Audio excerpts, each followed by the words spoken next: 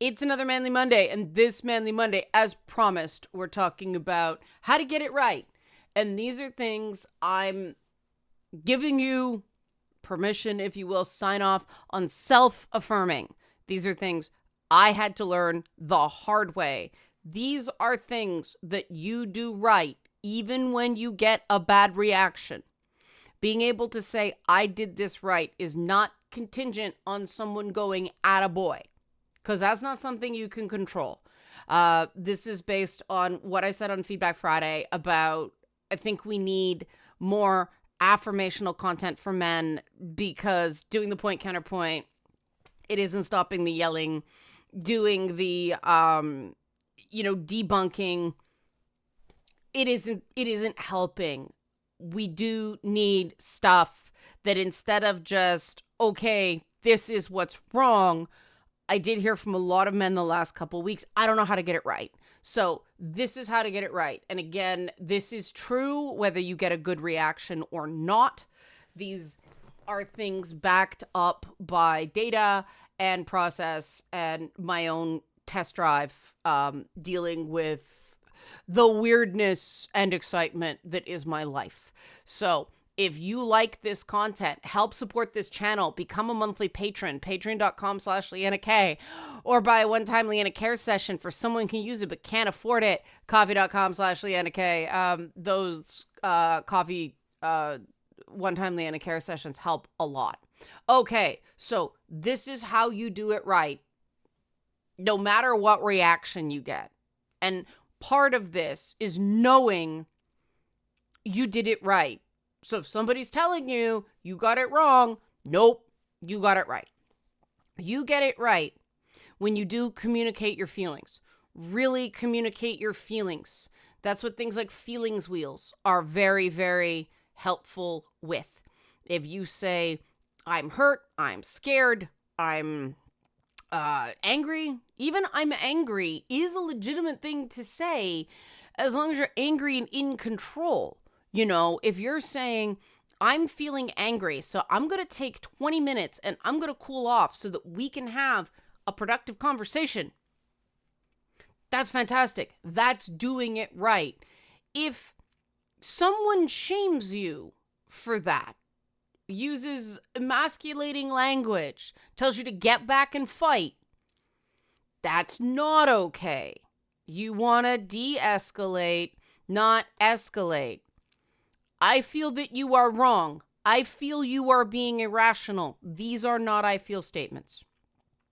I feel followed by a feeling. This is why the feelings wheels are useful to download, or a list of feelings is useful to download, because I feel the next thing you say must be on that wheel, because I feel misunderstood versus I feel that you misunderstand me. Very different message.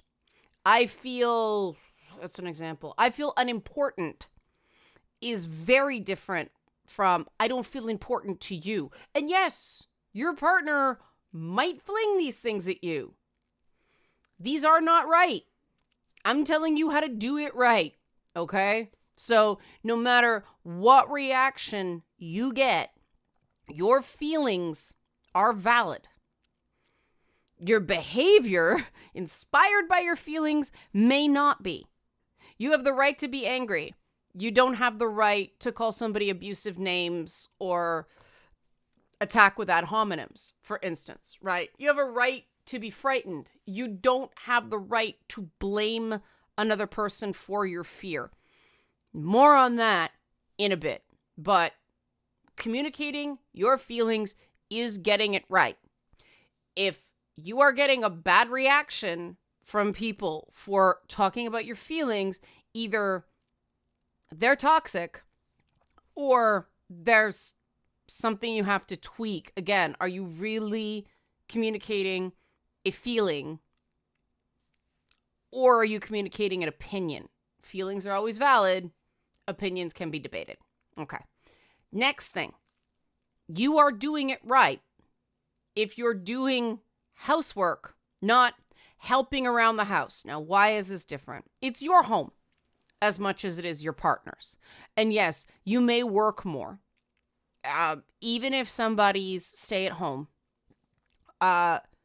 doing a little bit to do housework. It's your home.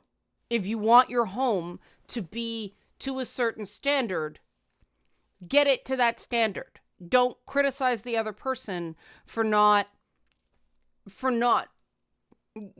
getting it where you want to go if they're okay with it the way it is. Now, okay, if it's a health hazard, that's different. But when it's referred to as helping with the housework or helping around the house, instead of doing housework, it makes it sound like when you do it, it's a nice thing. When your partner does it, it's their job. You're not going to get a great reaction to that because they're not getting paid for it. Now, again, if you had a specific agreement that was the way it was going to go, they were going to do the housework because you're working really long hours or working and going to school or something like that. All right, that's your agreement. The agreement might have to be renegotiated if it's not working. And that's a discussion. But even if the agreement is they're going to do the lion's share of the housework, you're doing housework. You're not helping around the house. Making that little adjustment in language can help a lot. Making the adjustment in that mindset of, oh, I have to do everything. No, it's your house. If you want laundry done, do your laundry. Don't complain that the laundry is not done. If you're fighting over household tasks a lot, it's not really about the household task. It's about something deeper. So again, reset. If it's about feelings, talk about the feelings, okay? You're doing it right by saying you're doing housework, not helping around the house. Another thing, asking for what you want. This is a big thing for both men and women, but I think it is a unique thing with men. Remember, this is a video about how to know you're doing it right, even when you get a bad reaction. Now, there's a difference between asking and demanding, right? Asking means you're prepared to hear no or not now. Now, that could sting.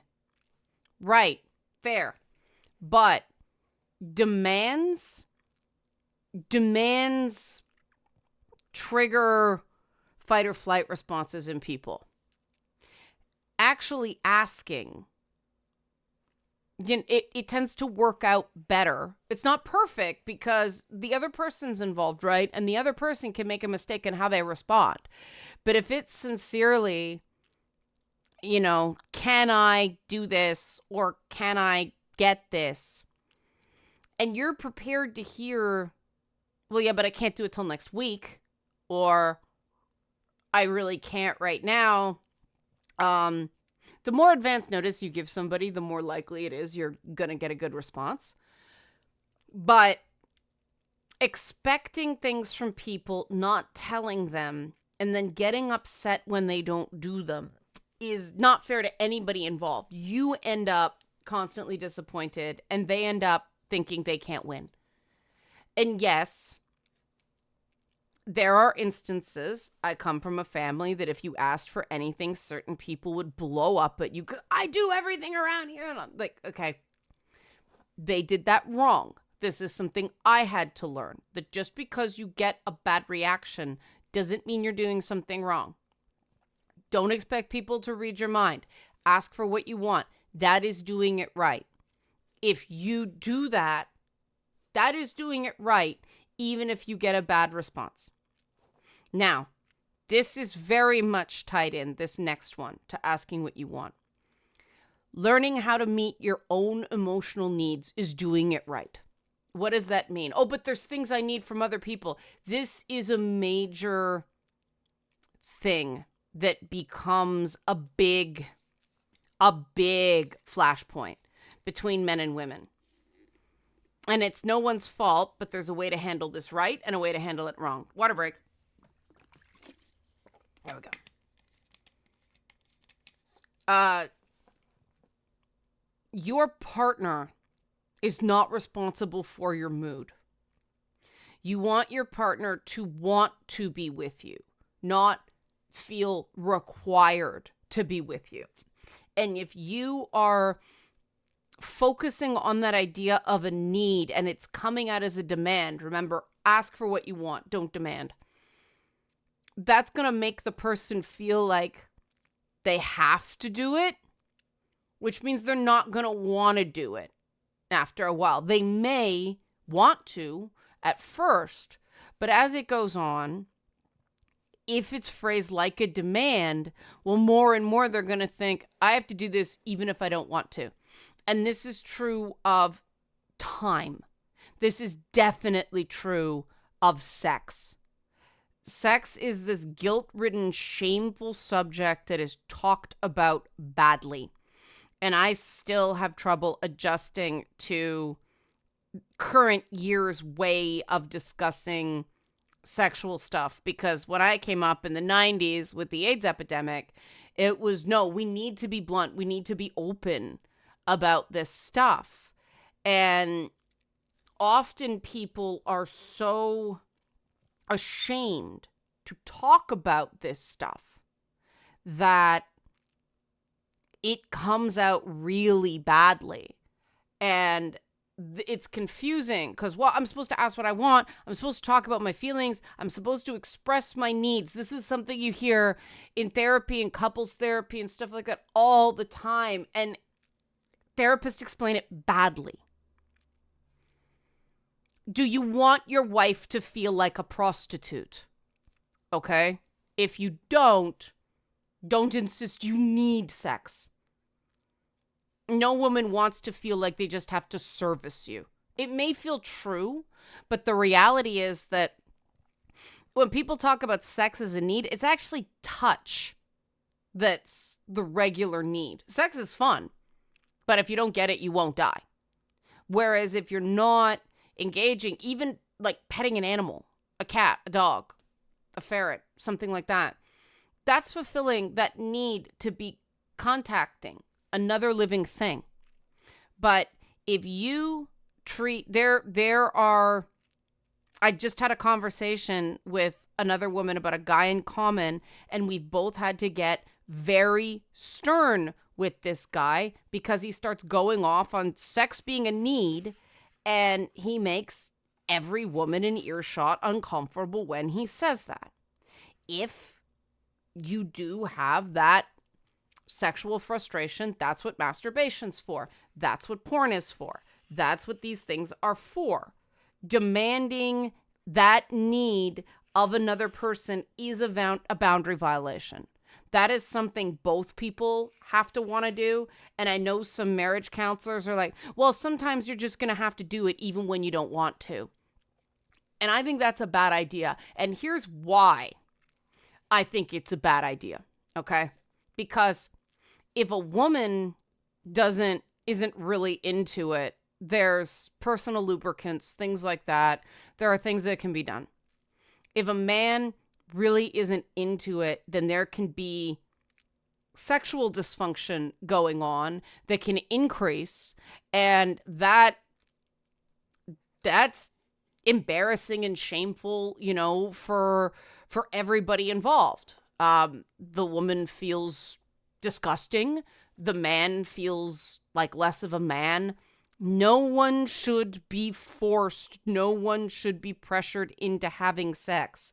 There's persuading somebody, there's making it worth their while. There's going, what can I do for you to be comfortable with this? I think you're sexy. You're my partner. But again, it's the same thing as phrasing anything as a demand. If someone feels like they need to, it never factors in whether they want to. And I do think that sexual shame is really at the core of a lot of the accusation fear that is going on between men and women, that women are so afraid of being assaulted. the number of assaults I hear about where it's so murky because it's like, technically I didn't say no, but I didn't want to, and I felt like I couldn't get out of it. That is what you risk when you treat sex as a need. And I'm telling you this to protect you, not to shame you, right? This is about how to get it right. So, okay, how to get it right, because that's about getting it wrong. There are certain things that everybody needs. A feeling of emotional closeness, right? Proper food, shelter, a sense of accomplishment. This was something that was very hard for me after the whole trauma breakdown and the PTSD diagnosis, because I had to give up any hope of being remotely a Disney princess. I was never going to have somebody who thought I was wonderful and tell me I was beautiful and think I was the greatest. It just wasn't going to happen. I was a messed up, broken, annoying thing to everybody around me. Everybody was sick of me. I needed to learn to meet my own emotional needs. It is possible. Other people doing things for you is great. We all love it when that happens. It does help us feel better about ourselves. But doing things for ourselves is essential. And a big part of that is boundaries. And a lot of people are raised to have weak or no boundaries. And that's when you get into these things of, well, you didn't do this for me. Well, you didn't do this for me. Well, you failed me here. Well, you failed me here. And usually neither party asked. They just assume that the other person was supposed to know. Life is not a Disney film. We don't burst in a song, at random. Well, I do. But this is why, I kept that part of the Disney film. I ain't going to be no princess. I'm nobody's princess. I have never been anybody's princess. The idea is ridiculous. But you shouldn't have to be that, right? You shouldn't have to be this ideal that everybody thinks is I wince every time I see on a TV show or a movie some guy go, "You're amazing," to a girl, or someone say, "You're amazing." What does that mean? I know that's supposed to be the big millennial Gen Z compliment, but it's empty. What does "you're amazing" mean? It has no detail. What are your core values? What matters to you? What do you want to put in the world?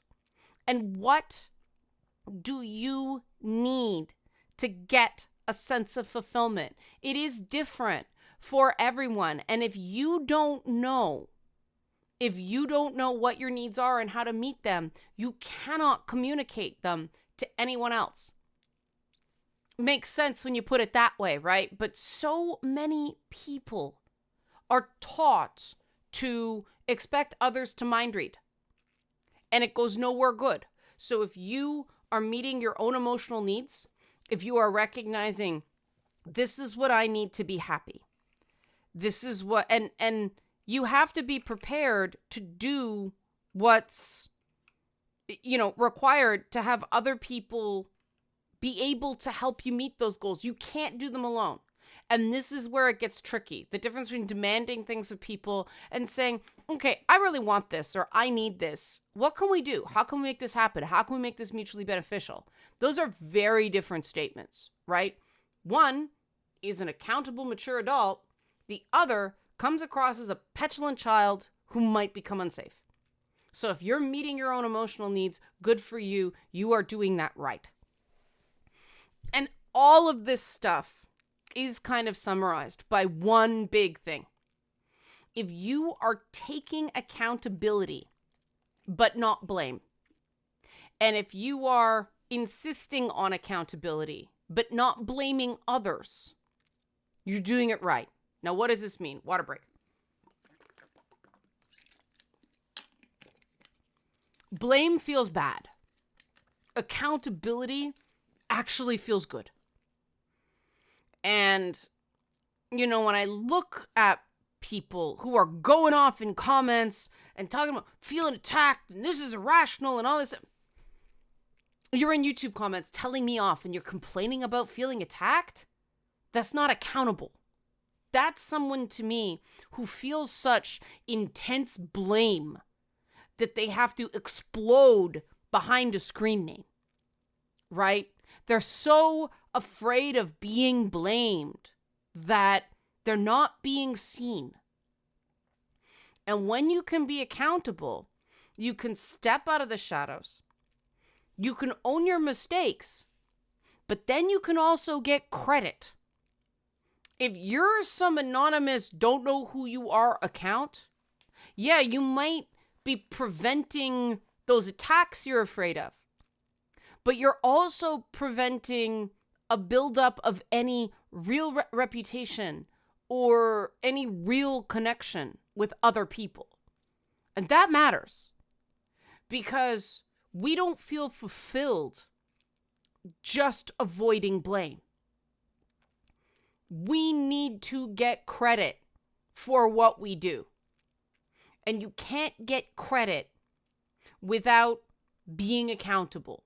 It's an account, right? Deposits, withdrawals. When I realize, I've made a mistake, I own it. I do. Because I can separate,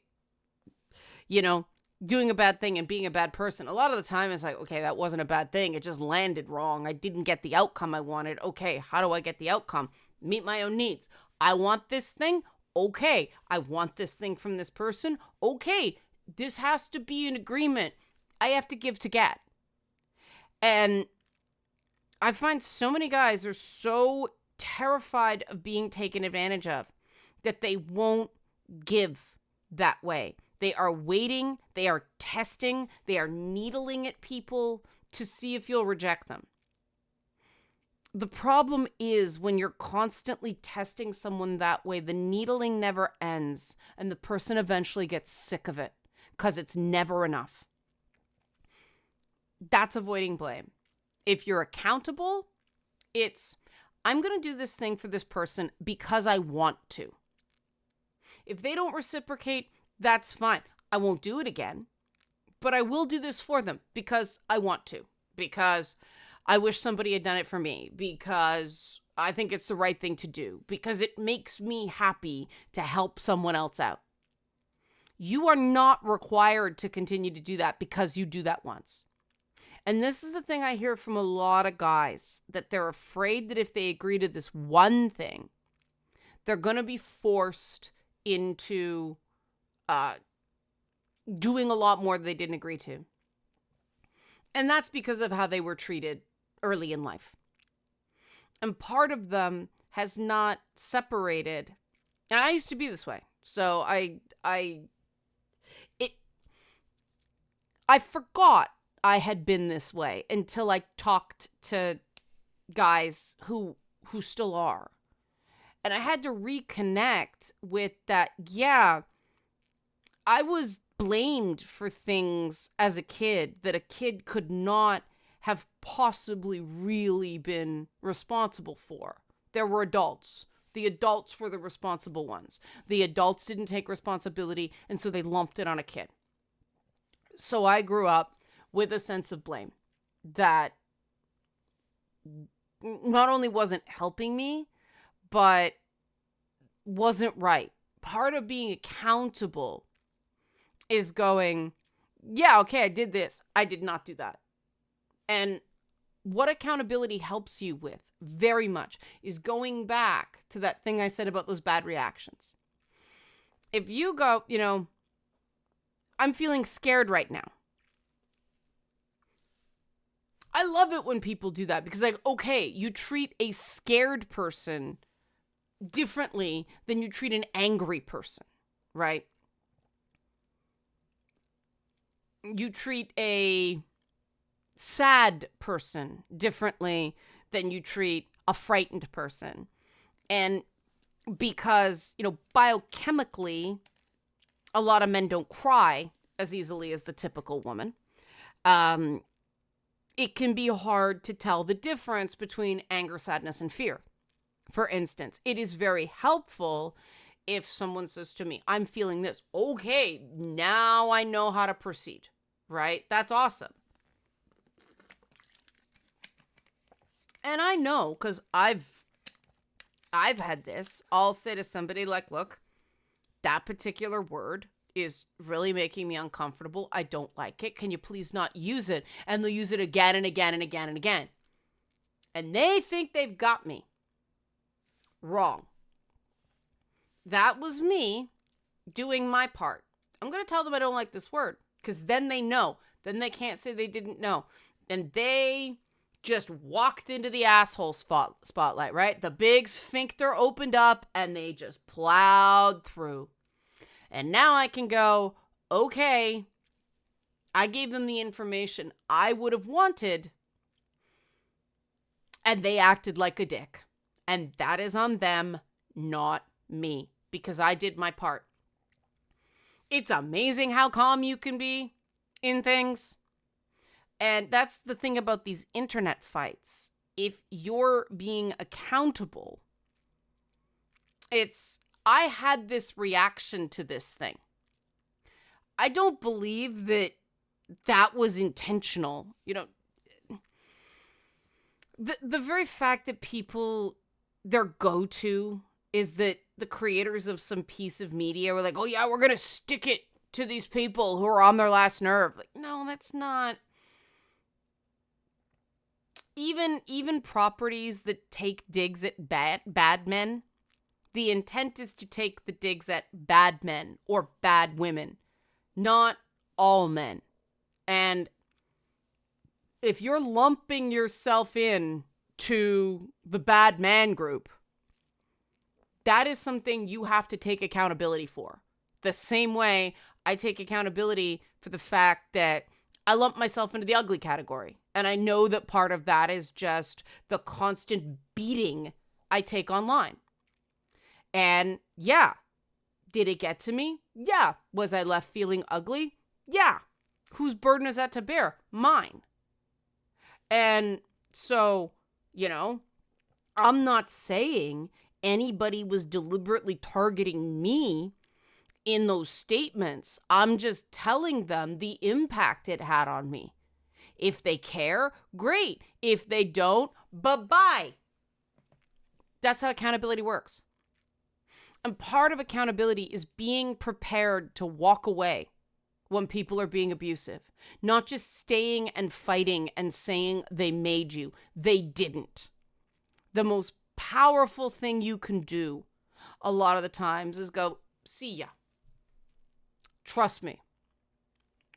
That's hard because I was one of the things I learned in trauma therapy that kept saying if somebody's not helping you, recover from trauma, heal from trauma, they have to go.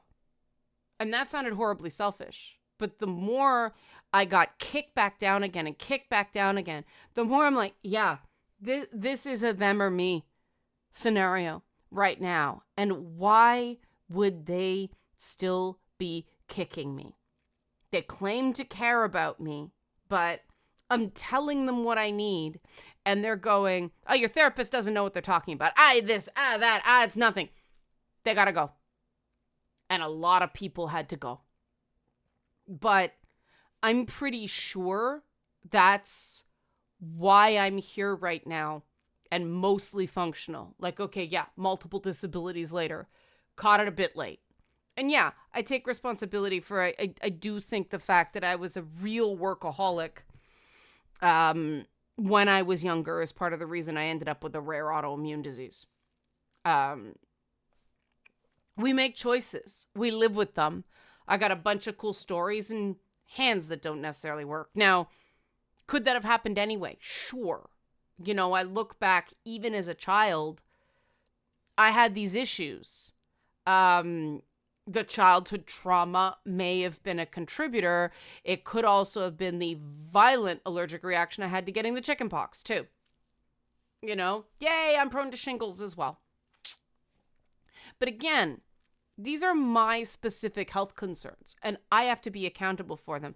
I knocked the crap out of myself last week, trying to get a guest on It's Not Therapy that I really, really wanted. I really respected Faye Johnstone's work, and moved a bunch of stuff around to make it happen. Not everybody was happy with me about that. Some people got grumbly. Wasn't my favorite reaction, but I knew it was a possibility when I asked them to move. And I way overbooked myself last week. So on Friday, I had an attack of one of the issues I have. My vagus nerve went again. Bleh. I did not feel good. I was a little late for an interview for It's Not Therapy. 5 minutes, but still, that's late. Because I was crawling up on the toilet, lying on the floor, crawling up on the toilet, lying on the floor. It was a choice I made. I'm not going to feel sorry for myself. I'm not going to blame other people. I chose to say yes instead of no. I'll correct going forward. But this is how I take accountability and not blame. Was I wrong to do it? No, I made choices. I think in those circumstances, I would have done it again. Going forward, do I want to do it again? No, I'm going to amend a few things. But see, I can do it and not be stupid, right? I don't have to beat myself up because I'm taking accountability, not blame.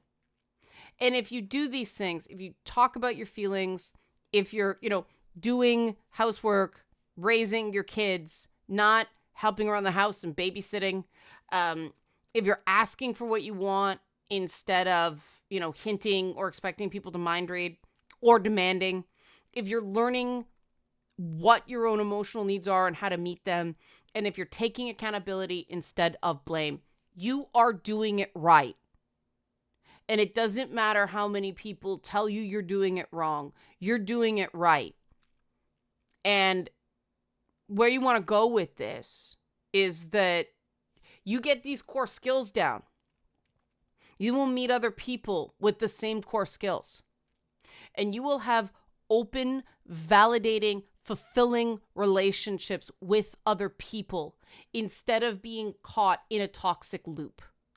Those people who shame you for your feelings, who say too bad when you ask them for something, when they always say no, who don't care what your emotional needs are, because someone may not be able to help you right away, but they can care and they can work with you.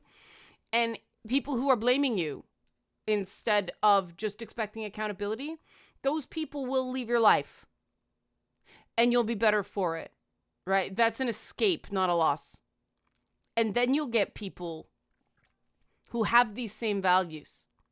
And, the reason last week I came out swinging so hard against the people who were beating up on Song is she's saying these things, trying to explain a viewpoint and trying to help.